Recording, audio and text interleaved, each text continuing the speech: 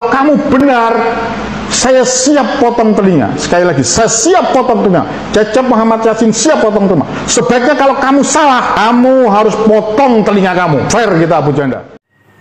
Assalamualaikum warahmatullahi wabarakatuh. Pada kesempatan yang sangat berbahagia ini kita akan menyimak sebuah video di mana dalam video tersebut salah seorang tokoh menantang Abu Janda. Langsung saja kita simak videonya. Kalau kamu benar, saya siap potong telinga. Sekali lagi, saya siap potong telinga. Cecep Muhammad Yasin siap potong telinga. Sebaiknya kalau kamu salah, kamu harus potong telinga kamu. Fair kita Abu Janda. Ini masalah kedaulatan, ini masalah hajat hidup nelayan. Dan kamu telah bawa-bawa kepada masalah SARA, menarik-narik kepada masalah SARA. Sekali lagi, saya Cecep Muhammad Yasin dari Surabaya menyampaikan, kalau omongan kamu benar bahwa ini ada hubungannya, ini hanya karena masalah pagar laut itu berhubungan dengan masalah etnis tertentu, kebencian pada etnis tertentu atau kebencian kepada minoritas, saya Cecep Muhammad Yasin menantang. Kalau kamu benar, saya potong telinga saya. Bismillahirrahmanirrahim, saya potong telinga saya.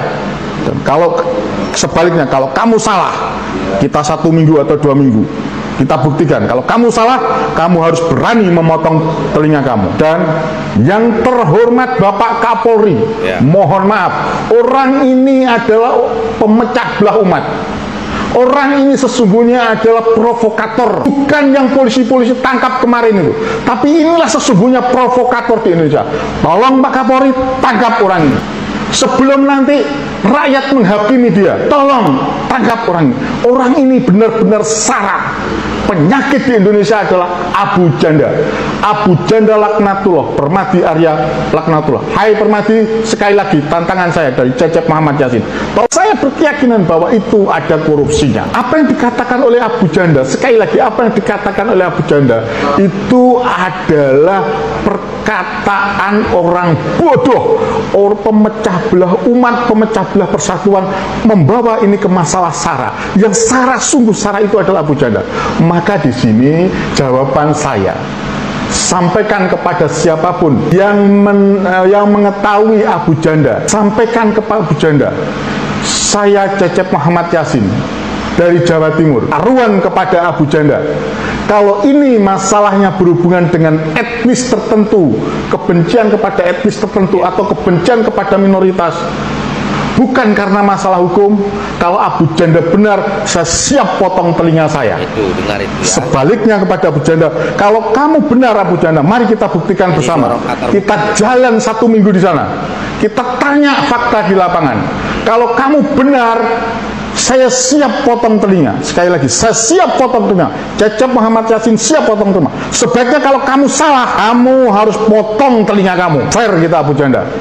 Ini masalah kedaulatan, ini masalah hajat hidup nelayan. Dan kamu telah bawa-bawa kepada masalah SARA, menarik-narik kepada masalah SARA. Sekali lagi, saya Cecep Muhammad Yasin dari Surabaya menyampaikan, kalau omongan kamu benar bahwa ini ada hubungannya, ini hanya karena masalah pagar laut itu berhubungan dengan masalah etnis tertentu, kebencian pada etnis tertentu atau kebencian kepada minoritas. Saya bertanya kepada mereka para nelayan itu, gimana dengan adanya pagar laut itu?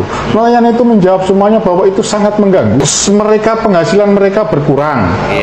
Karena otomatis dengan adanya pagar laut itu, ikan untuk masuk ke tempat yang jangkauan mereka itu sehingga terganggu. Yang kedua, mereka itu kalau mau keluar, mau mencari ikan itu lebih jauh lagi, sehingga BBM-nya, waktu dan BBM-nya juga itu sudah menyita BBM-nya lebih, lantas waktunya juga lebih lama. Nah, berhubungan dengan ini, sungguh ini merupakan saya yang mengetahui sendiri, saya yang mendengar sendiri, bukan hanya 1-2 orang. Saya itu ada di nelayan sana, saya kumpul di nelayan sana. Insya Allah di waktu itu saya ada di Tangerang ya. Saya itu ke Tangerang, lantas saya mampir ke sana. Dan mereka mengatakan nelayan itu tidak 1-2 orang. Sekali lagi, tidak 1-2 orang seperti yang dilakukan oleh Abu Janda. Puluhan saya tanya. 2 kali saya datang ke sana dan saya hampir mohon maaf, bukan 5 menit, 10 menit seperti Abu Janda. Saya hampir sehari dari jam subuh Subuh saya sholat subuh di sana, lantas saya bertanya di kampung nelayan sana, di daerah nelayan sana, saya ikut sholat subuh di sana. Itu yang kedua, insya Allah ya, kedatangan saya yang kedua. Itu sampai sore saya keliling bertanya-tanya, karena kebetulan teman-teman FPPI yang di Jawa Timur dan teman-teman saya yang ada di Jawa, saya berkeyakinan ini hubungannya dengan PIK seperti apa yang dikatakan Pak Khalid. Siapa di belakang itu? Aguan. Jokowi telah menjual kedaulatan negara kepada Taipan, kepada 9 negara, dan ini berbahaya. Jokowi telah melanggar hukum, dan ini menunjukkan bahwa satu, di era Jokowi yang berkuasa adalah mafioso, dan benar-benar Jokowi saat itu, mohon maaf aja, melakukan sebuah kejahatan, bukan hanya kejahatan terhadap rakyat, terhadap petani, dalam hal ini nelayan, tapi kejahatan terhadap negara. Dan dampaknya saat ini menunjukkan bahwa Indonesia, sekali lagi, Indonesia, Negara Kesatuan Republik Indonesia, dalam kondisi benar-benar darurat hukum. Dan darurat hukum yang paling fatal dimulai di era presiden saat itu dipegang oleh Jokowi. Kira-kira paham itu di situ? Nah, itu yang bisa saya sampaikan. Semoga Abu Janda mengerti bahwa kamu membela orang yang sedang merampas kedaulatan negara, yang sedang memasuki negara, dan kamu membela kejahatan atas rakyat Indonesia. Dan perlu diingatkan kepada Abu Janda bahwa kamu tidak tertutup kemungkinan akan terdampak dalam hal ini tindak pidana, setidaknya membela para mereka yang melakukan kejahatan terhadap negara dan kejahatan terhadap rakyat Indonesia, khususnya nelayan. Yang menjadi pertanyaan, kenapa menterinya, yaitu menteri KKP-nya, kelautan dan perikanan, kemaritiman, kelautan dan perikanannya, itu balelo. Di sini yang harus kita pertanyakan. Kok ada menteri berani melawan presiden, bahkan mencegah perintah presiden, menghalang-halangi perintah presiden? Nah, ini yang menjadi pertanyaan saya sampai saat ini. Kalau masalah siapa yang ada di belakang itu semuanya sudah cetololo, gugatannya ada, tindakannya ada. Nah, sekarang ada pertanyaan lagi. Mungkin kamu juga akan bertanya kan, katanya bayi itu akan menghilangkan barang bukti. Waduh, barang bukti itu sudah cetololo, cukuplah itu di video, ya kan? Di video seperti saya ini, saya kemarin kan ketika dikeroyok, itu yang dipakai barang bukti oleh polisi, saya dikeroyok oleh debt collector ini yang masih sakit ini leher saya. Itu barang bukti saya, salah satunya yang paling pokok barang buktinya adalah adanya rekaman. Nanti direkam aja, tinggal merekam. Setelah itu saksi-saksi, dan yang kedua sudah ada HGU-nya disebutkan oleh Pak Nusron Wahid. Nah, Nusron Wahid ini seorang politikus yang cukup vokal.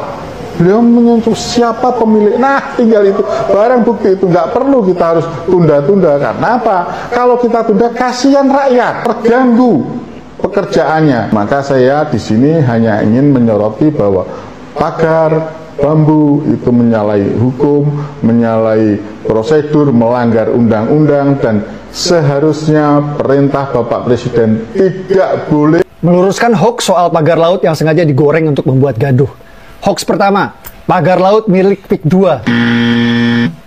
Faktanya pagar laut adalah swadaya warga nelayan untuk mencegah abrasi pengikisan bibir pantai oleh gelombang laut.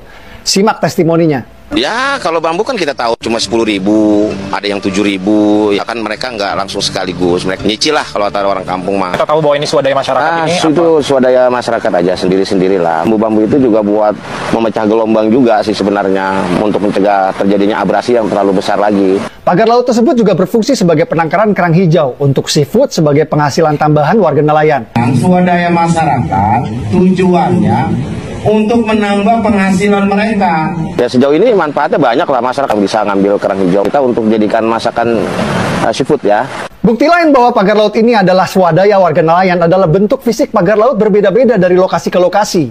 Ada yang begini, ada yang begini, ada yang seperti ini, ada yang seperti ini. Logikanya kalau pagar laut ini bikinan PIK 2, ya nggak mungkin bentuknya beda-beda begitu toh. Hoax kedua, pagar laut adalah bagian dari PSN dan PIK 2. Faktanya, 30 km pagar laut tersebut bukan berada di wilayah PSN maupun PIK. Jadi jelas ya, pagar laut tidak ada kaitannya dengan PSN maupun PIK 2. Jadi jelas ya guys, jangan mudah percaya hoax seputar pagar laut yang sengaja digoreng untuk membuat gaduh negeri ini. Be smart. Nah, sahabatku yang dimuliakan oleh Allah Subhanahu wa Ta'ala, mungkin cukup sekian videonya. Semoga bermanfaat dan berkah. Assalamualaikum warahmatullahi wabarakatuh.